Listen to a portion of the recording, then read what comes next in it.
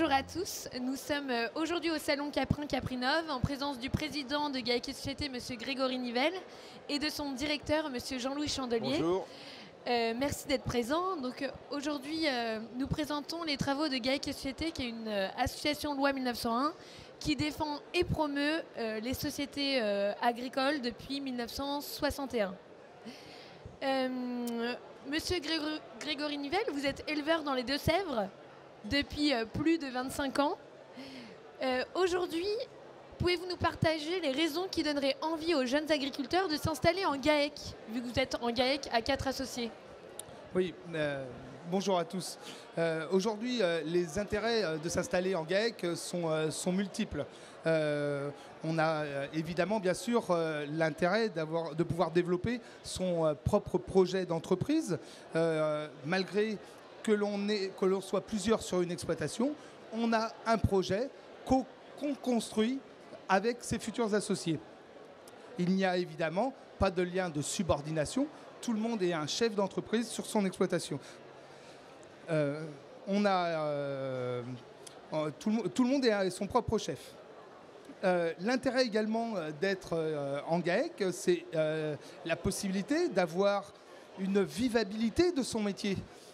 Aujourd'hui, en 2023, lorsqu'on a des amis, lorsqu'on a de la famille qui travaille aux 35 heures, qui peut avoir 5 semaines, voire plus pour certains, de congés payés, on se doit aussi en agriculture d'avoir une vivabilité. Ceci permet de pouvoir, et c'est moi aussi en tant que responsable professionnel et syndicaliste, on peut avoir des responsabilités dans de l'engagement professionnel. On peut prendre des responsabilités à côté de son exploitation dans des vies associatives. Et sûrement le plus important de tous, avoir aussi des responsabilités dans sa vie de famille. Voilà, d'avoir la vivabilité de son métier, c'est quelque chose d'essentiel. Évidemment, depuis plus de 50 ans, GAEC et Société défend l'intérêt de la transparence dans les GAEC, c'est-à-dire cette transparence, c'est ce qui permet à chaque exploitant associé dans un GAEC d'avoir les mêmes avantages et les mêmes intérêts, tant sur le plan économique, social ou fiscal, qu'un exploitant individuel. Cette transparence, vous pouvez tous compter sur nous et sur la mobilisation de nos équipes pour pouvoir la défendre. Le dernier point, je pense que ce qui est important également en GAEC, c'est l'intérêt de pouvoir développer plusieurs activités. Voilà, lorsqu'on est plusieurs sur une exploitation, chacun peut se spécialiser dans une production ou dans une autre.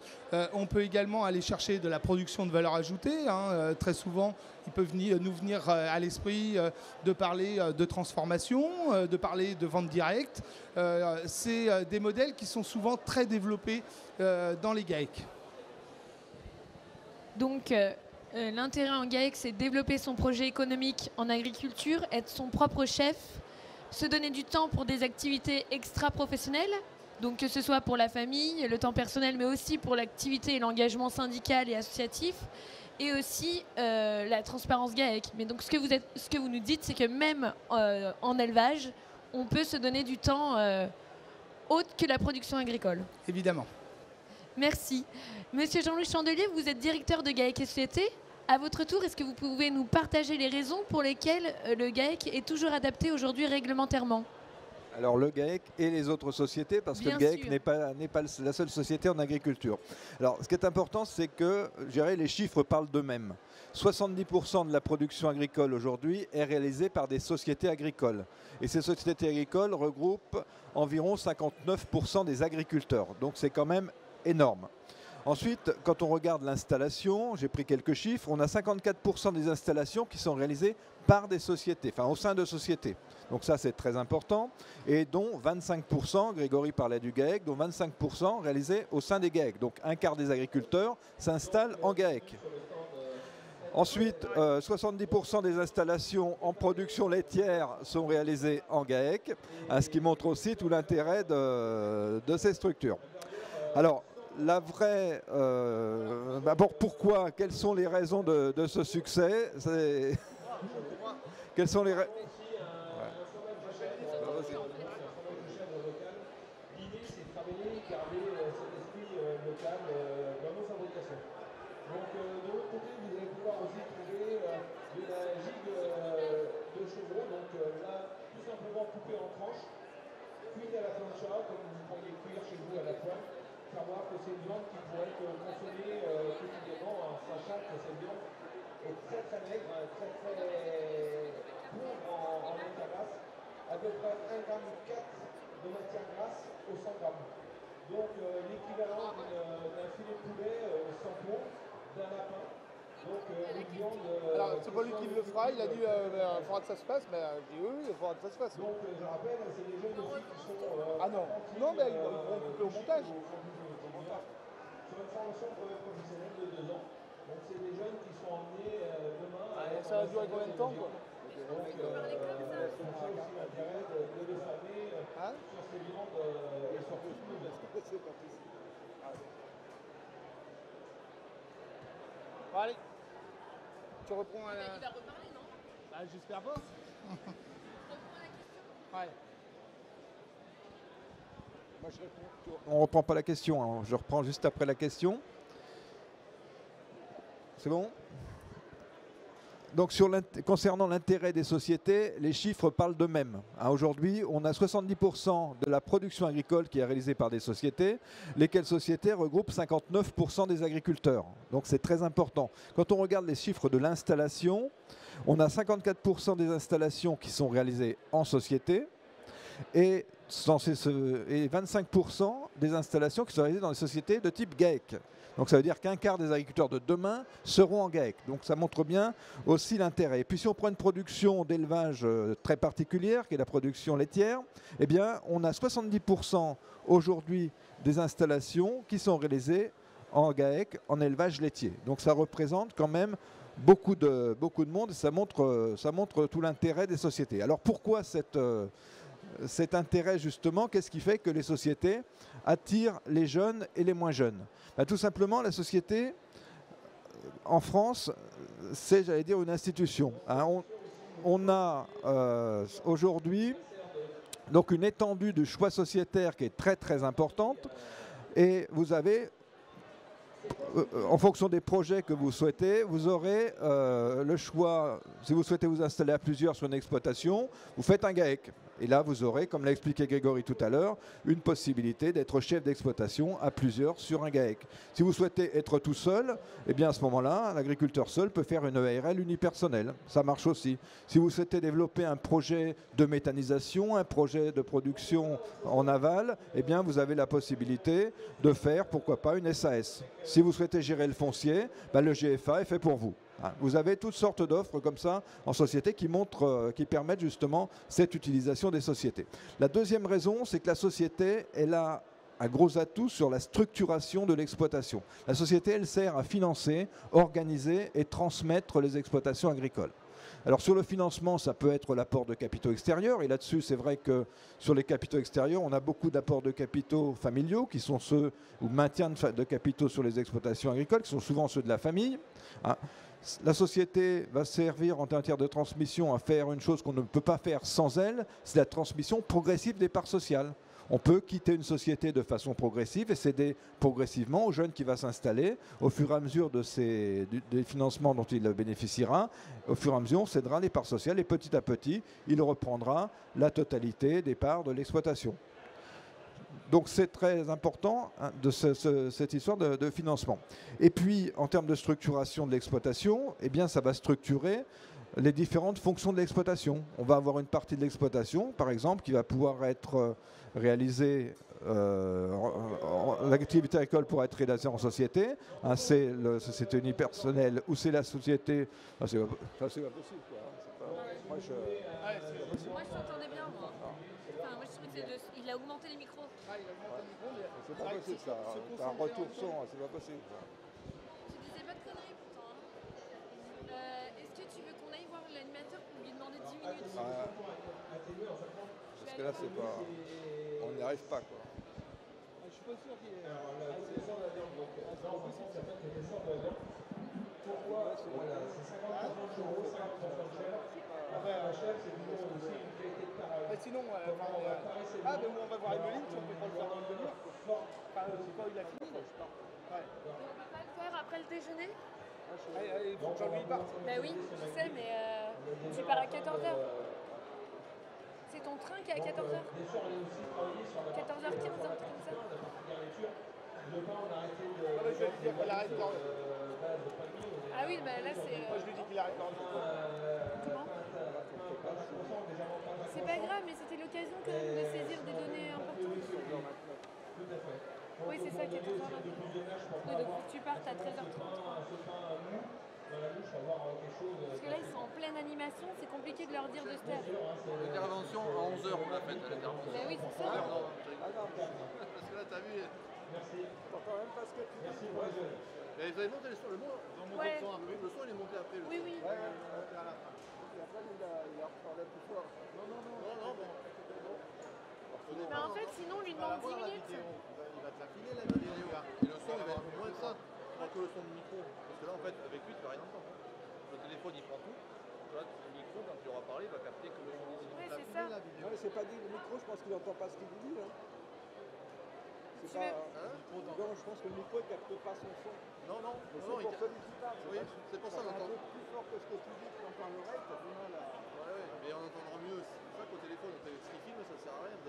Jean-Louis, tu veux pas que je lui demande 10 minutes de pause à l'animateur là? Parce qu'en fait, ça demande 10 minutes ce qu'on fait là. Je vais lui demander. De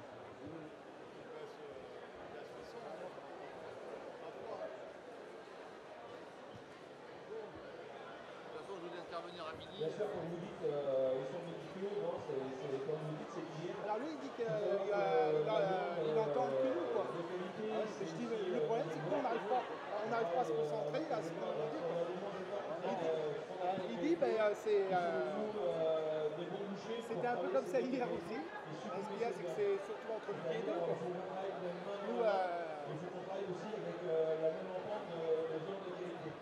Aujourd'hui, vous nous dites hygiène, c'est la première qualité, je dirais, qu'on peut trouver chez en attendant, Thierry aura toujours mangé un burger. qualité hygiénique Thierry Prochain, parce que c'est le premier critère que vous cherchez le client. Ce qu'il dit, s'il y a le problème, c'est qu'il faut être... si on a des temps de trou, il va nous enregistrer, il n'y a pas de problème. De toute façon, là, il enregistre tout le temps.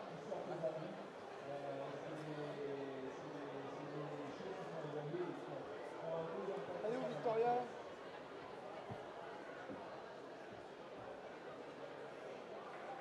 Elle est en train de négocier.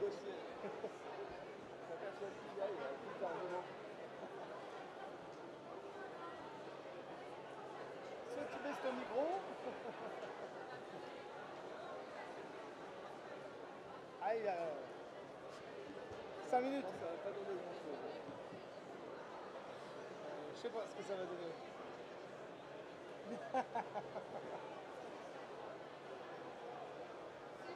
5 minutes, et puis 5 minutes, et on te le dit tout de suite devant la fille. Ce qui est dingue, c'est qu'on l'entend pas lui à côté. À côté, Et t'entends puis pas. quand on a fini, on te le dit, il n'y a pas de problème. Non, il a dit que ça lui posait aucun problème. On recommence, non, tout. Bah, comme ça fait une fois. Ça fait reprise. Non?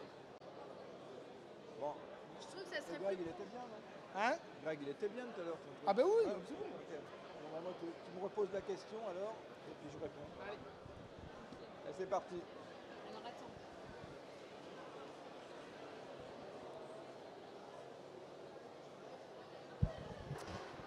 Monsieur Chandelier, vous êtes directeur de GAEC et Société. Pourriez-vous à votre tour nous donner les raisons pour lesquelles les sociétés sont toujours adaptées aujourd'hui? Réglementairement, bien sûr. Alors, avant de vous donner les raisons, je vais vous donner quelques chiffres. Et je pense que les chiffres parlent d'eux-mêmes sur le succès que représentent aujourd'hui les sociétés. Aujourd'hui, les sociétés, c'est 70% de la production agricole et c'est 59% des agriculteurs qui sont associés de sociétés. Donc ça représente déjà beaucoup de monde. Là-dedans, on a à peu près 21% des chefs d'exploitation qui sont en GAEC et 18% en ERL. Donc ça représente un certain nombre de chefs d'exploitation là encore. Quand on regarde les chiffres de l'installation, et les installations c'est l'avenir, donc on a aujourd'hui des installations en société qui représentent 54% des installations, ce qui est quand même beaucoup. Et quand on regarde la production laitière, on a 70% des installations en production laitière qui sont réalisées au sein de GAEC. Et la production laitière est à 54% réalisée en société. Donc ça représente quand même un fort potentiel, cette installation sociétaire et cette production au sein des sociétés. Alors, pourquoi ce succès? Quelles en sont les raisons, les motivations? La première raison, c'est qu'en France, on a un choix sociétaire qui est le plus étendu d'Europe et peut-être même au monde. C'est que les sociétés, on a, et GAEC Société y a largement contribué, essayer de créer des sociétés pour chaque besoin. Quand on veut exploiter à plusieurs en agriculture, sur un pied d'égalité, on crée un GAEC, c'est naturel, Grégory l'a bien expliqué tout à l'heure.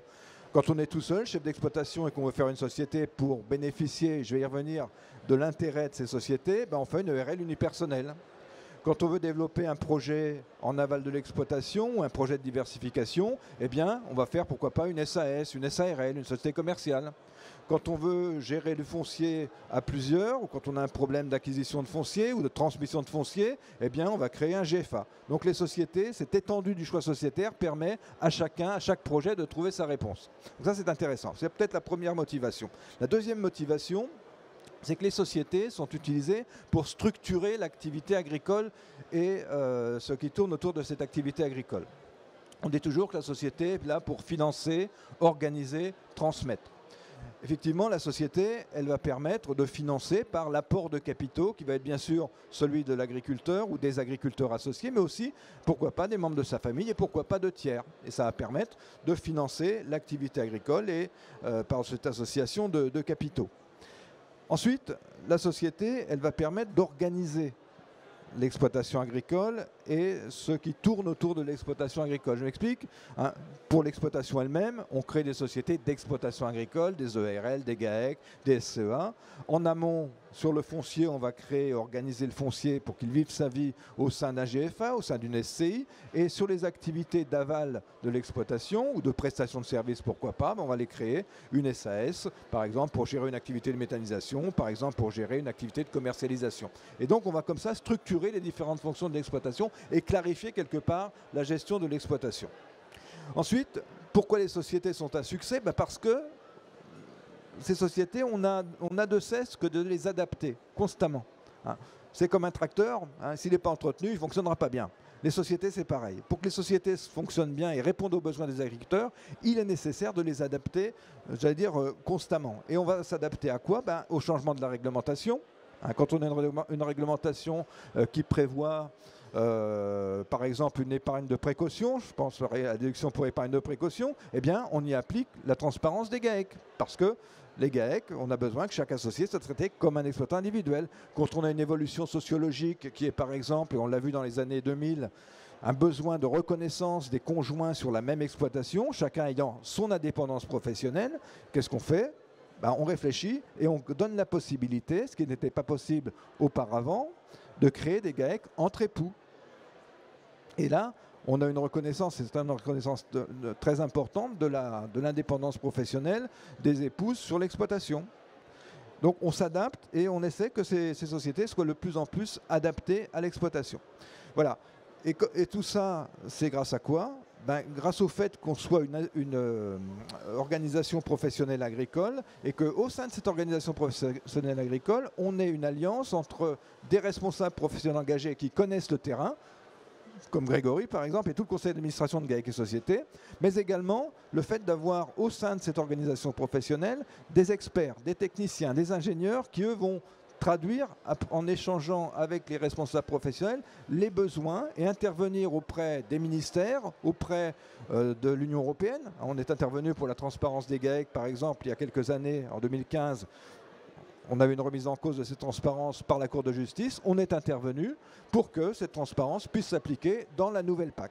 Voilà les raisons principales de cette évolution très favorable des sociétés et les raisons de leur succès. Donc un chiffre à retenir, c'est 59% des agriculteurs aujourd'hui qui sont en société. Et cette raison réglementairement s'explique donc par l'étendue du choix des sociétés que vous avez largement expliqué. la fonction des sociétés, donc organiser, financer et transmettre, l'adaptabilité aux outils et aux besoins sociétaux, notamment sur le statut, et puis grâce à la binomie responsable professionnel agricole que vous représentez aujourd'hui, Grégory, et les experts du monde agricole, donc juristes, ingénieurs, etc. Je vous remercie. Donc vous avez bien expliqué que la société aujourd'hui était adaptée et adaptable. Est-ce qu'il reste en 2023 des défis à relever ? Je vais commencer, puis merci Grégory. Sur les défis, on en a un principal, et c'est peut-être le premier de tous les défis aujourd'hui, c'est le renouvellement des générations.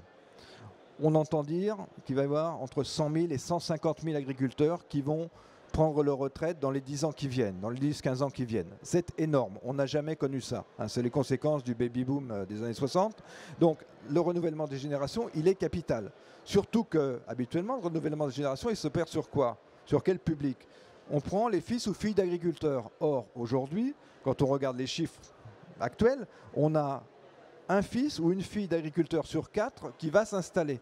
Donc ça veut dire que si 100 000 partent, j'ai que 25 000 installations. Le renouvellement des générations sera largement compromis. Donc il faut se tourner vers d'autres publics pour installer.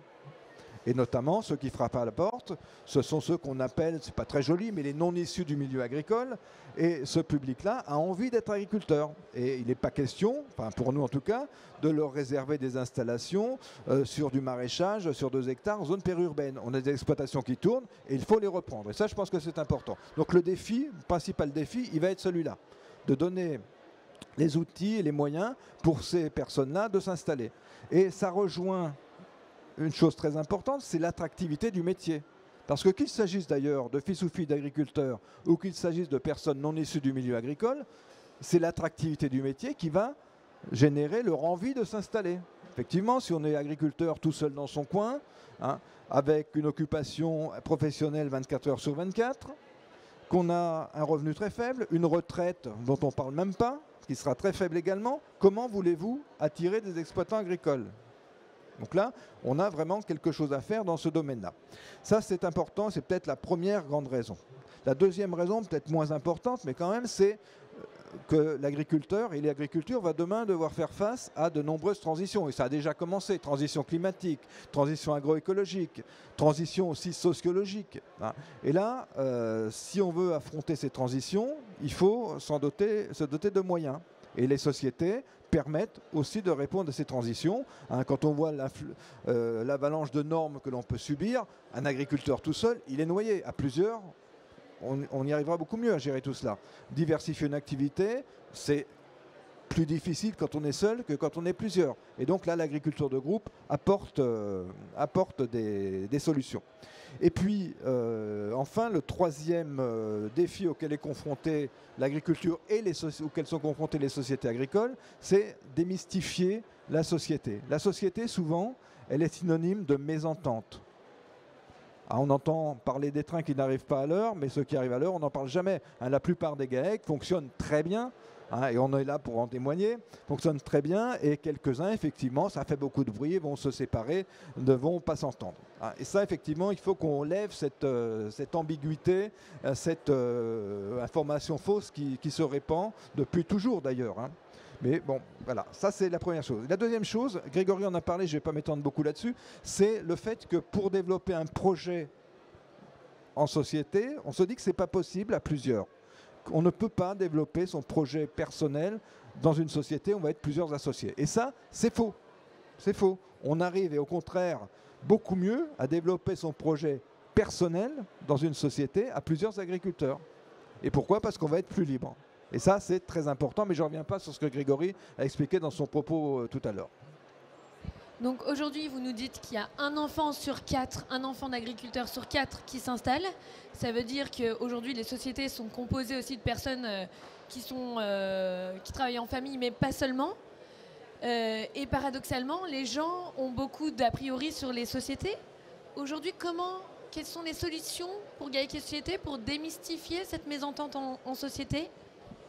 Alors, depuis longtemps, GAEC et Société travaillent sur ce sujet. Et aujourd'hui, on propose le droit à l'essai.